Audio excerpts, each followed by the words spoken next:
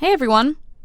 The last Let's Design video was pretty well received, and people seem to enjoy it, so we'll call it officially a series.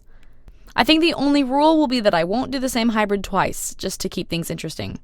And the designs will be up for auction over on DeviantArt, but I'll go over that at the end of this video too. Anyways, today I am back with a new design, Chive, a Silkwing Hivewing hybrid. I'll be honest, I was actually shooting for a Mudwing Silkwing hybrid with this design, but somewhere during the coloring process I was just really feeling Hivewing. So he has a really thick tail, 'cause Mudwing, but I think it works out. There's just a lot of stripes in this design, so my brain just really wanted it to be a Hive Silk pairing. Plus, some other things worked out well for that, from the length of the spikes to the thinness of his wings, so it just works better that way. So for Chive, I had a mood board that I found online to use for inspiration. I definitely have found that I work better with a mood board to go off of. I use the shapes and images to help brainstorm a backstory while I draw, and then I have a handy spot to color pick from too when I'm doing my coloring. So if you're looking for design tips, I would definitely say look for a mood board. There's probably millions of free to use ones out there, or you can make your own too, which I've dabbled in on occasion. And it just makes the whole process way easier. It takes out a lot of the guesswork for you. Anyways, the one that I found to use for Chive gave me pretty strong vibes right from the start, and I had a much easier time with him than I did with Cherry.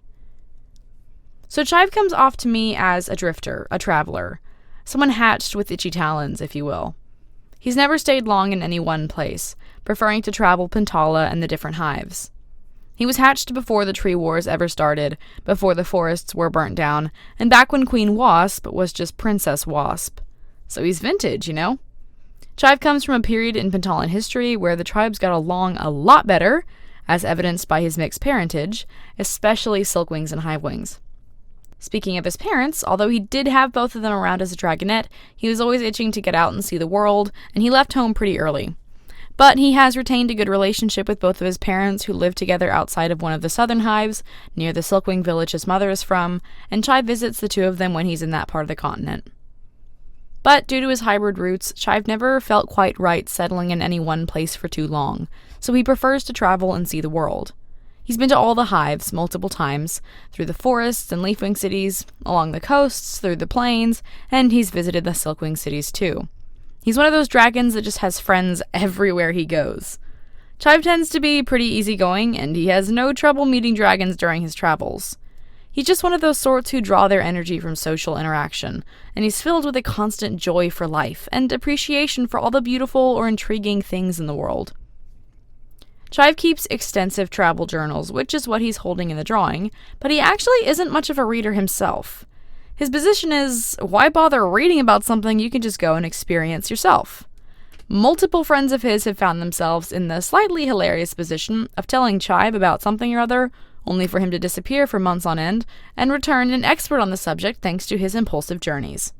In these instances, he makes sure to bring back tokens of his travels. Since he doesn't really have any kind of permanent home, Chive travels light, but he's left a trail of mementos, gifts, and souvenirs behind him in the various places that he stayed, and with many of his friends and acquaintances. Honestly, that's the kind of lifestyle that would drive me completely bonkers, but it works for Chive. He's kind of just floating where life takes him, interested in everything and nothing at all, knowing everyone without really being known. He's not quite happy-go-lucky, but he certainly isn't held back by attachments either. I'm not sure how he would have handled the tree wars, to be honest. Probably not well, but I'm gonna leave that open-ended. I had tons of fun putting this design together. It just flowed super easy for me. The colors were fun, and I think it did a good job tying the patterns together.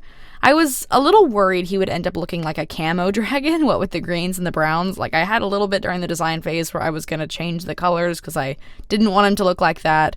But I think adding the lime stripes on his wings fixed that issue. Also, the reddish tint to his eyes helps draw away from that too. This design might come off a little wacky to some people, but there is some form of organization in there, I swear. Obviously his wings are patterned, and the rest of him tends to have an underlayer of blotchy color with stripes going over that. And it may be hard to tell at first, but his wings actually do follow that same pattern with the brown splotchy gradient. I wanted his tail and chest to be different colors, kind of, because I didn't want the design to feel samey anywhere, so the stripes on his shoulders and neck are brown, while his tail and back legs are green, if that makes sense. It's honestly not a color palette I ever thought I'd use, but it worked out so well, even though a lot of the individual colors are kind of bleh for me. I forget when exactly I decided to go with Hivewing instead of Mudwing for the secondary tribe, but it was somewhere during the tail and back legs when I was sketching in his stripes. And prior to that, you can definitely see the Mudwing lean on the coloring with the warm brown tones and the tan of the scale base layer. But again, once I changed my mind, those details all translated really smoothly, and I didn't have to do much arranging as far as coloring or pattern goes. As far as special abilities go, Chive doesn't have Silk or Venom or any of that stuff, but he's fine with that, because he kind of values his unique position between two tribes. He's happy not leaning too far in either direction. He was hatched with his wings, though, unlike Silkwing's, so he took after his father in that. Chive is going to be up for auction over on my DeviantArt if anyone is interested in taking him off my hands. I do like designing OCs, but not much more than that in most cases, so it's good to get him out there. But there is a link in the description and a pinned comment if you want to check that out. Speaking of the description, be sure to check that out to see links to my Patreon, Redbubble, and my own store, where you can get Wings of Fire playing cards, button pins, and things like that. If you enjoyed this video, be sure to check out the other Let's Design video, and stay tuned for more in the future. Thank you so much for watching, and have a blessed day. The world is waiting up. The world is waiting half a step beyond our door. Yeah. And if it's not enough, I wanna see the stuff the world has got in store. I wanna take it all in, I'm falling. The cityscape by night, wanna catch in my photos. Where you go, every corner.